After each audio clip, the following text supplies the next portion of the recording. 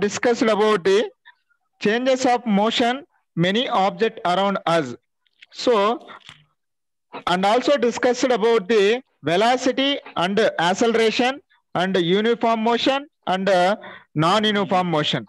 So, acceleration, the rate of change of velocity of an object called as acceleration. Uniform motion, when the velocity is constant, that motion is called uniform motion. Velocity is not non-constant, that motion is called non-uniform motion. So Motion. today we have discussed about the second chapter, laws of motion. So Laws of the motion. laws of motion. The laws of motion chapter is a very interested. So all of you note down the second. We will go to the second chapter. So the ancient philosophers is a ancient world very much interested of the more experiments on motion. So in one always their minds on the question to rises to the our minds. So the one question is always pumping up their minds. What is the natural state of an object? What is the natural state of an object? So he conclude that many experiments also, the topic is Galileo and Aristotle. Own projects are made in by the expert through the experiments. So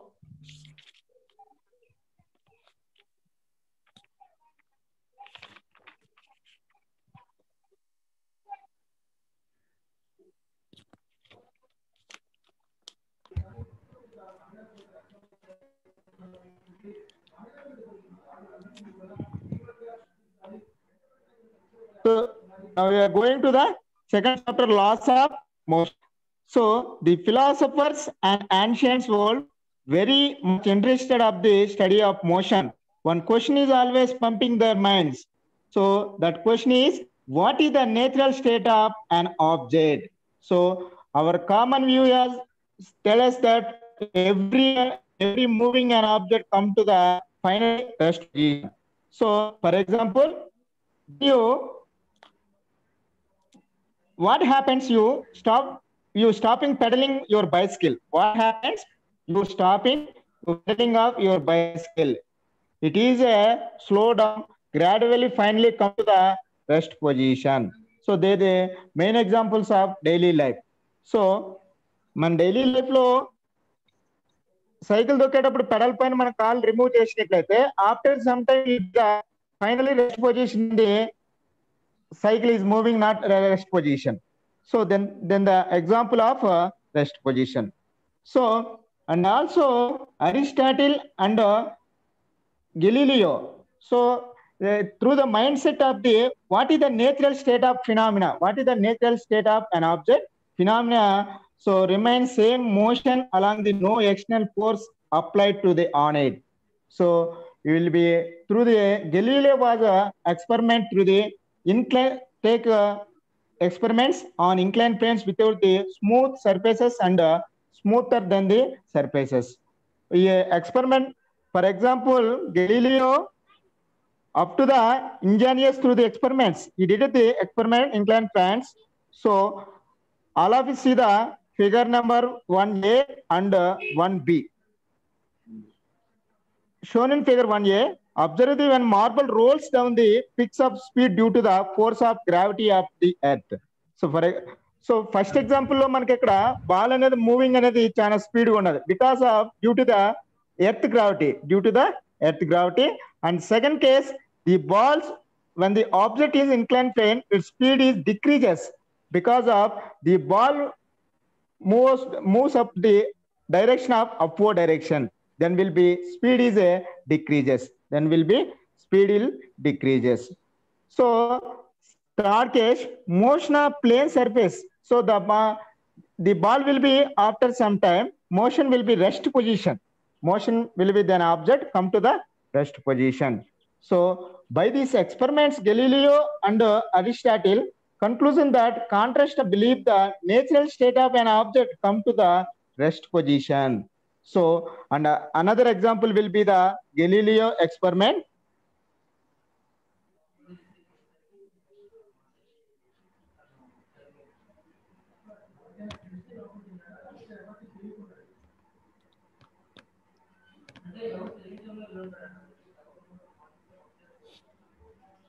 So another example.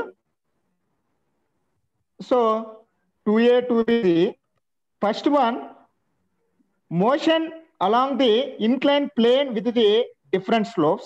First one, Galileo is taken to the different slopes of inclined plane surfaces. First one, motion be along inclined plane surfaces. Galileo was observed that the shown in figure 2A, for example, above figure 2A, 2B, 2C, 2A, that. So I to the bubble, initial height due to the force of gravity moves slope and reaches to initial height. They reduce to the angle of force. The angle will be slope will be second case.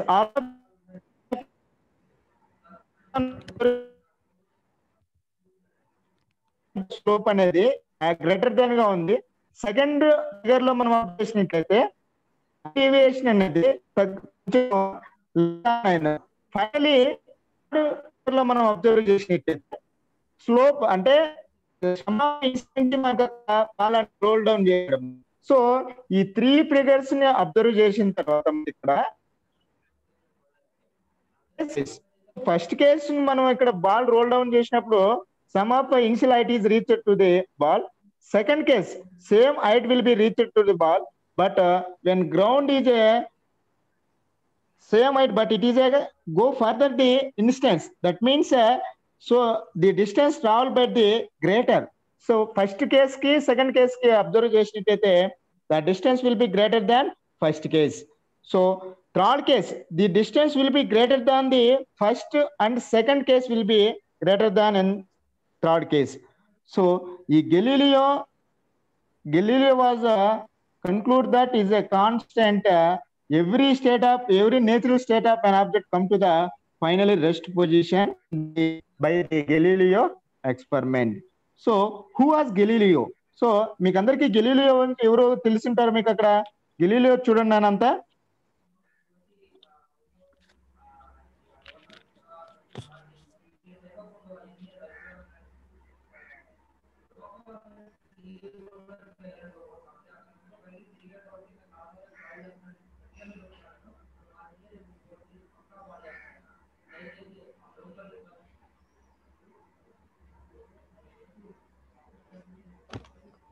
So Galileo was discovered telescopes. So Galileo అందరూ Galileo history మనం ఒకసారి చూసినట్లయితే కానీ మనకి ఇక్కడ Galileo was born 15th February 1564 in Italy. So Galileo has been called as father of modern science. Very, very important bit amma. So who was called the father of modern science and bit adutuntaడమ్మ మనకి ఇక్కడ. Galileo was called father of modern science. Galileo was called father of modern science. So all of you note down. Galileo was February 1564. Galileo has been called as a father of modern science. అందరూ text బుక్లు ఉంటే దగ్గర పెట్టుకోండమ్మా.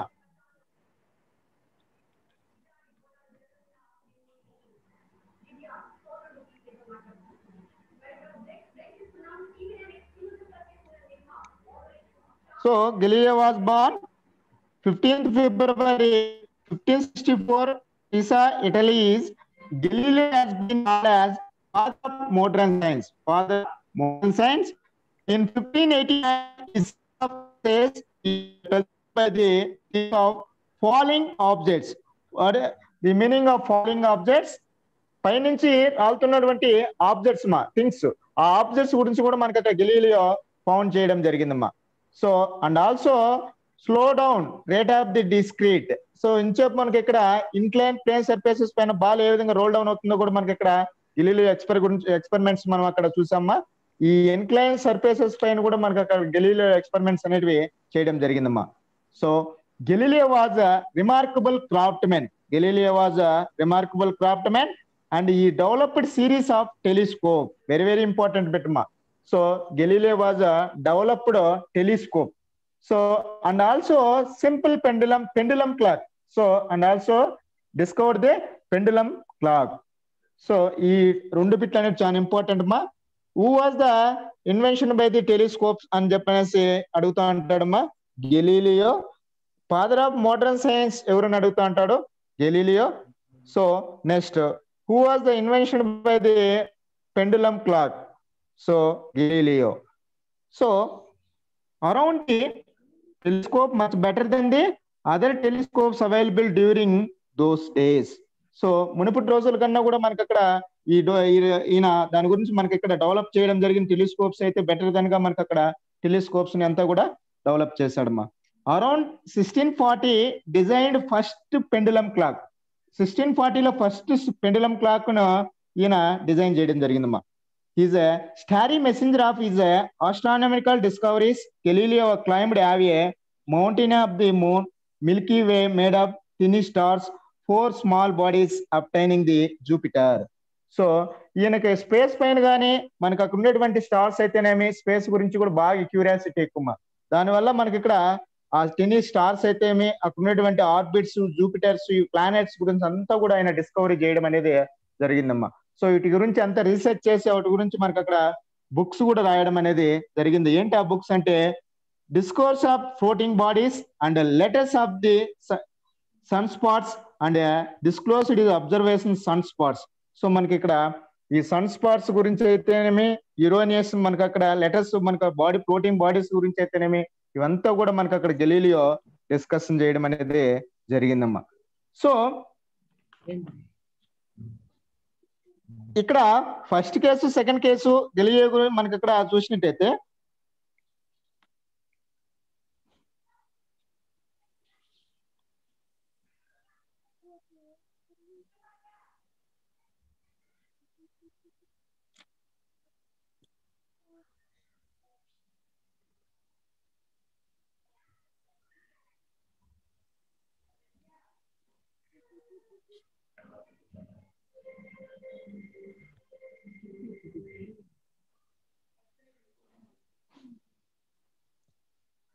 all of you see the by this Galileo experiment మా మన text book లో ఇచ్చిన 9th class text book లో first one చూడండి. ఇక్కడ 2A 2B 2C motion along the incline plane with the different slopes.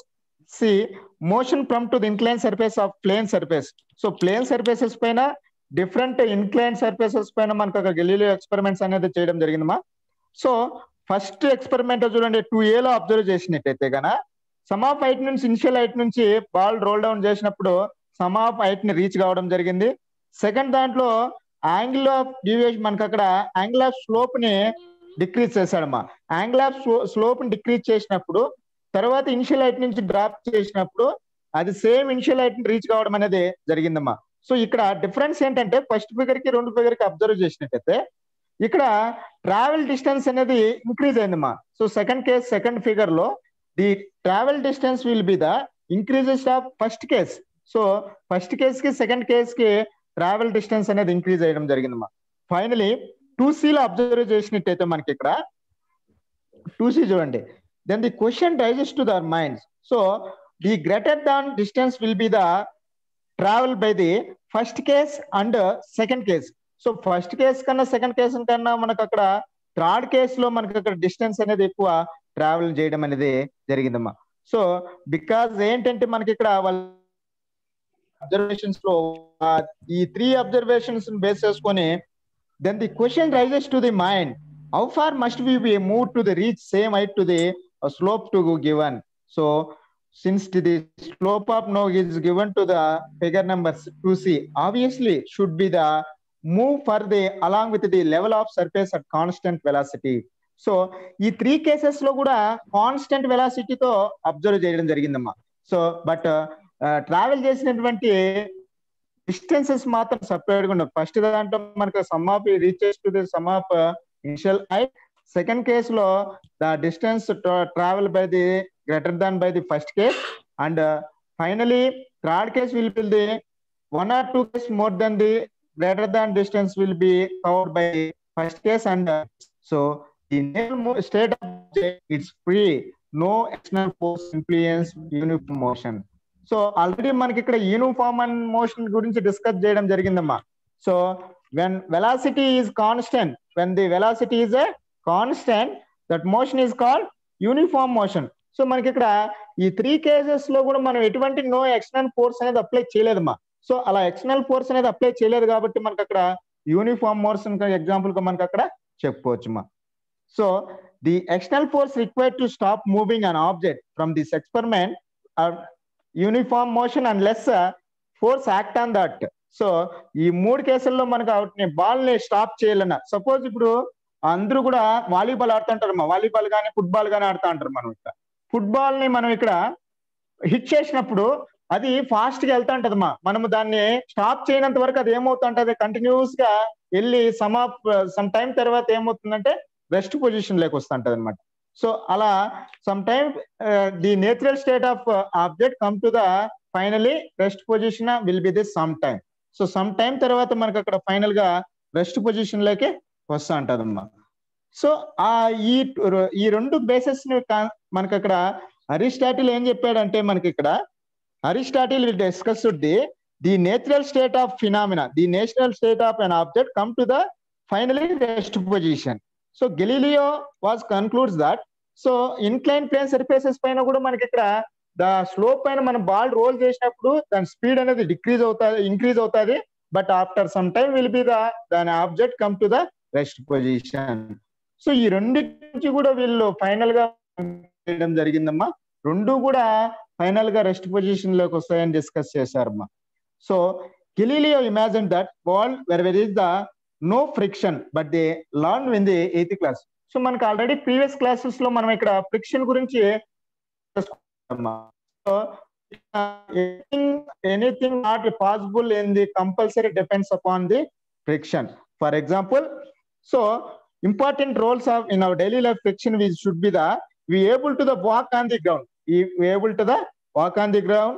So and also another example will, so we would not able to the stop fast moving car. It is a very difficult to perform many physical activities without so friction లేకుండా మనకి ఇక్కడ మనం నడవాలన్నా, car fast గా move అవ్వాలన్నా, vehicles move అవ్వాలన్నా, లేదా everything in made up a world compulsory depends upon friction. For example, నడవడానికి, రాయడానికి, తర్వాత కార్ మూవ్ అవడానికి, వెహికల్స్ నడపడానికి, ఏనికైనా కూడా compulsory depends upon friction. So friction అనేది చాలా ఇంపార్టెంట్. సో ఇలా ఈ ఫ్రిక్షన్ అనేది ఇంపార్టెంట్ అని గెలీలియో అరిస్టాటిల్ డిస్కస్ చేసుకున్న సందర్భంలో మనకు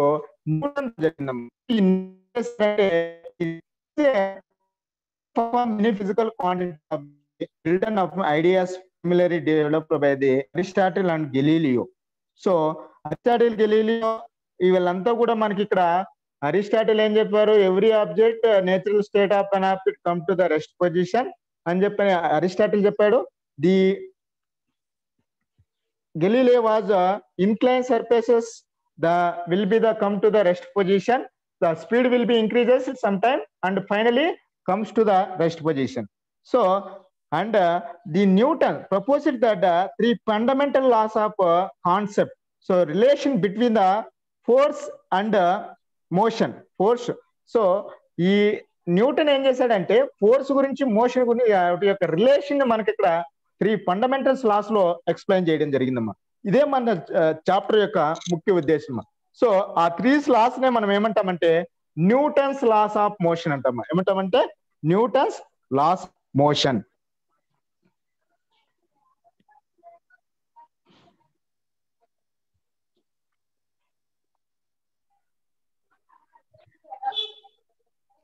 so the Newton's laws of motion అమ్మా.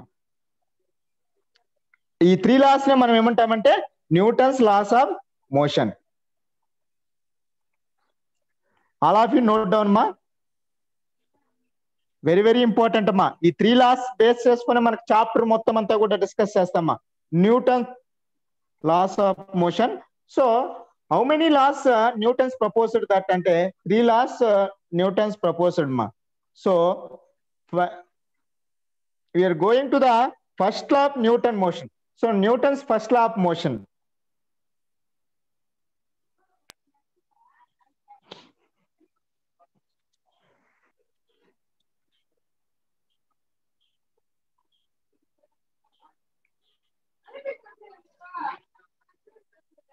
So all of you, Newton first law of motion, an object will be not change in motion unless act on the unbalanced force. So if it is at rest, it will be the state of rest and motion will be the same velocity. An object greater mass and more inertia take a more force of change their position. So suppose ఇప్పుడు ఏమన్నా ఒక రాకుండా లేదా ఆ position లో ఏ ఉండేటువంటి ఆ position నుంచి మనకి అక్కడ ఆబ్జెక్ట్ అనేది మూవ్ కాకుండా అక్కడే ఎక్కడైతే ఉందో ఆ ఆబ్జెక్ట్ రిమైన్స్ రెస్ట్ పొజిషన్ లో ఉంటే ఏమంటామంటే Newton's first law of motion అంటమ్మా. సో దానిపైన no net force act on it, that object will be the rest position. That motion is called Newton's first law of motion. Motion. First law of motion.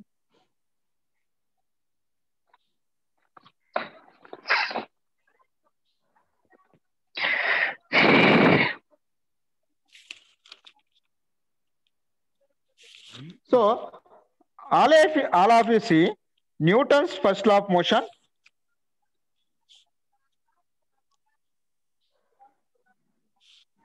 An object moving at constant velocity.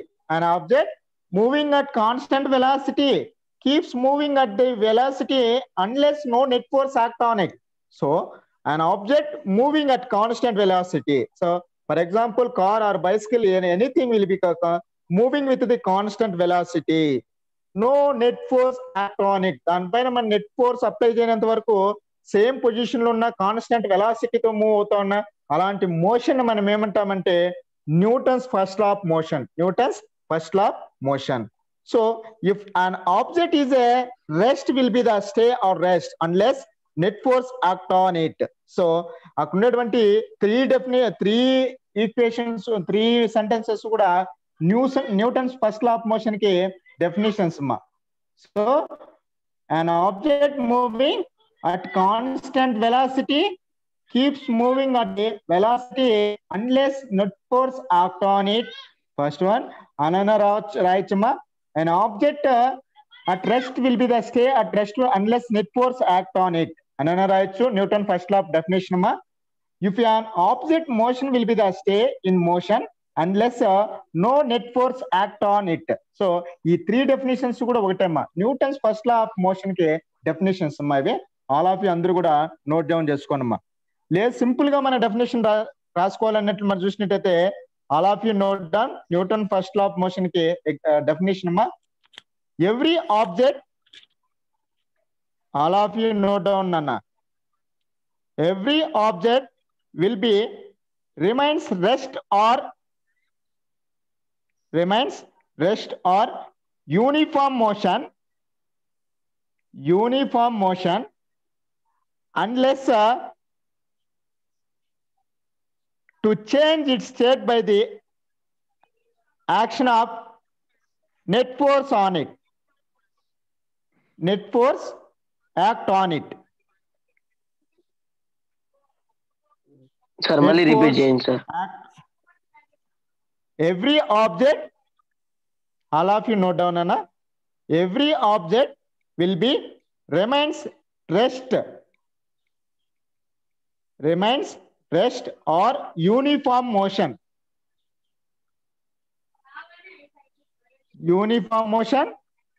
Unless to change its state by the action. To change its change by the action of net force. So మీకు ఇంకా clear గా కావాల్సింటే example అంటే చూపిస్తా చూడన్నా.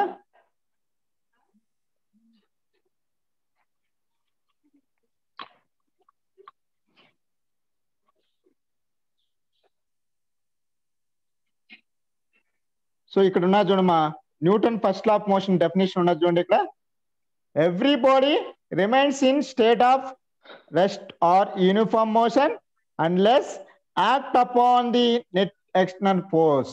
So first law definition, every body, every body and so every object will be remains at rest or uniform motion.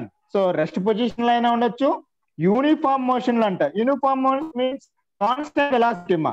So constant వెలాసిటీలో move అవుతున్నా లేదా rest position లో ఉన్నా దానిపైన మనం ఎటువంటి ఫోర్స్ అప్లై చేయనంత వరకు ఉండేటువంటి పొజిషన్ మోషన్ ఏమంటామంటే Newton first law of motion అంటాం. అంటే Newton first law of motion మా. సో ఇది ఈ Newton first law of motion మనం ఏమంటామన్నా ఇక్కడ లా ఆఫ్ ఇనర్షియా అంటామా. So Newton first law of motion is also called Newton first law of motion also is called law of inertia. Inertia. So ఈ law of ఇనర్షియాలో మనకి ఇక్కడ 2 types ఉంటాయమ్మా. Static inertia ఉంటుంది, డైనమిక్ ఇనర్షియా ఉంటుందమ్మా. So static inertia, dynamic inertia అమ్మా. So ఇది కూడా డిస్కస్ చేస్తామమ్మా మనకి. సో అందరూ కూడా మనకి ఇక్కడ Newton first law definition రాసుకున్నామా. Very important అమ్మా మనకి ఇక్కడ. So every object will be remains at rest or uniform motion unless to change its state up by the position no net force act on it. So net force apply చేయనంత వరకు దాని యొక్క position ఎలా ఉంటుందంటే next to the law of inertia. Law of inertia based on the two motions, 2 inertias ma. First one static inertia ma. All of you know down static inertia, and second one is dynamic inertia. Static inertia and second one is dynamic inertia ma. So ఈ static inertia కి dynamic inertia కి మనకి ఇక్కడ text book లో activity 1 ఇచ్చాడు, activity 2 ఇచ్చాడమ్మా.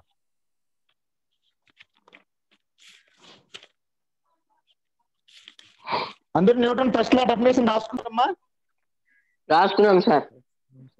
ఒకసారి చదవండి నాన్న, ఎవరన్నా ఒకరు చదవండి. చాలా రాసుకున్నాం సార్.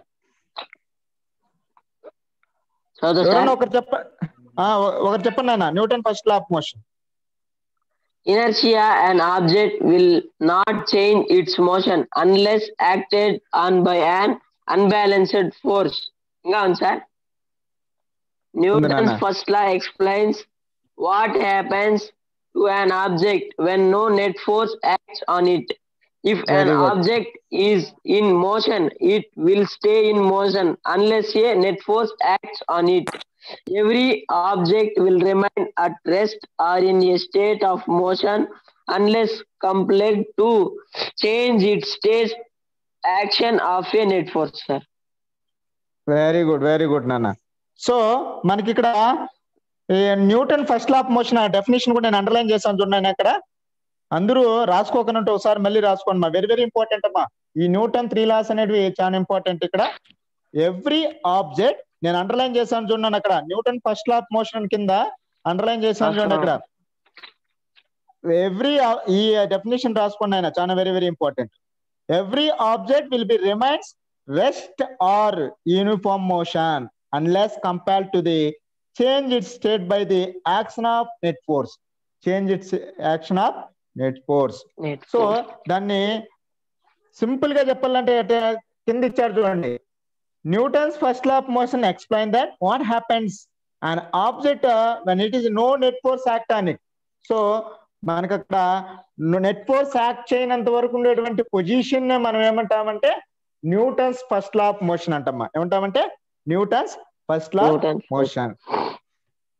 వెరీ ఇంపార్టెంట్ అమ్మా. ఈ 3 డెఫినేషన్స్ అనేవి చాలా ఇంపార్టెంట్. ఇది నోట్ చేసుకోండమ్మా. సో ఇప్పుడు మనకి ఇక్కడ Newton first law of motion also called law of energy అన్నా కదమ్మా. లా ఆఫ్ ఎనర్జీ కదా. సో ఈ law of energy depends upon 2 inertias. First one is a static inertia, second one is dynamic inertia అమ్మా. First one static inertia అమ్మా. So static ఇనర్షియాకి example చూడండి అమ్మా ఇక్కడ.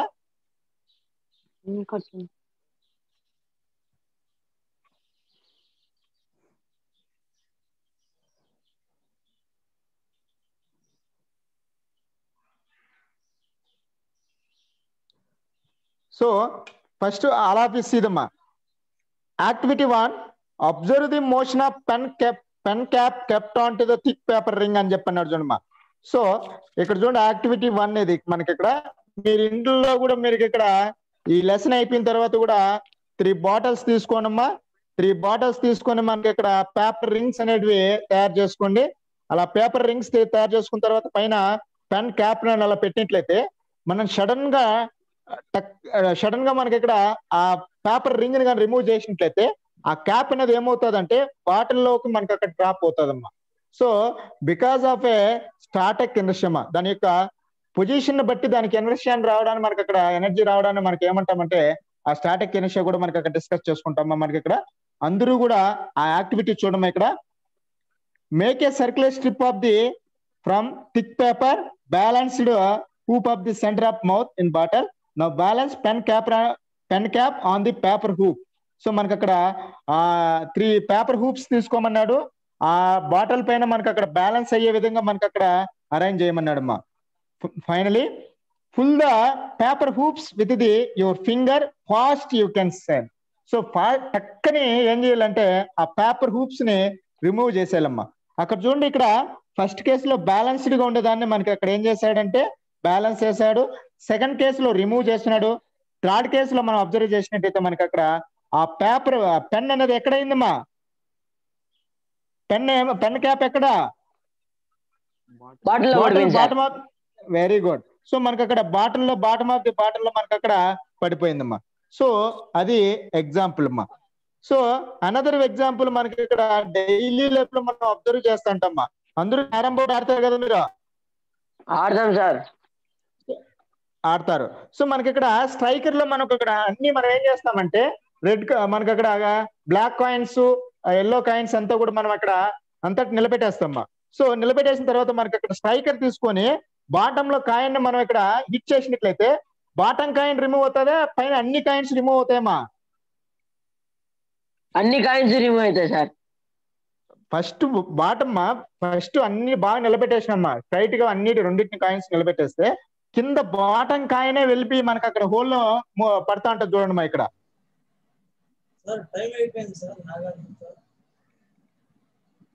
సార్ ఎంతసేపు ఉంది సార్ ఇంకా?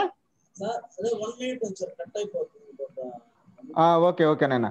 సో దానికి సంబంధించి యాక్టివిటీ 2 ఉండదు చూడమ్మా మీకు టెక్స్ట్ బుక్ లో, ఫిజికల్ సైన్స్ టెక్స్ట్ బుక్ లో అబ్జర్వ్ చేయండి. ఇక్కడ coins hit by the striker అని చెప్పనేసి యాక్టివిటీ 2 ఉంది. సో మీరు ఆ యాక్టివిటీ 2 అబ్జర్వ్ చేసినట్టయితే మనకి ఇక్కడ ఏమే దాని యొక్క పొజిషన్ అనేది మనకి అక్కడ అర్థం అవుతుందమ్మా మనకి ఇక్కడ. సో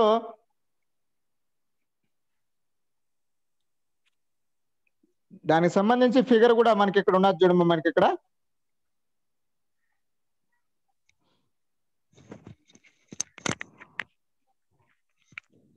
చూడండి ఇక్కడ అబ్జర్వ్ ది మోషన్ ఆఫ్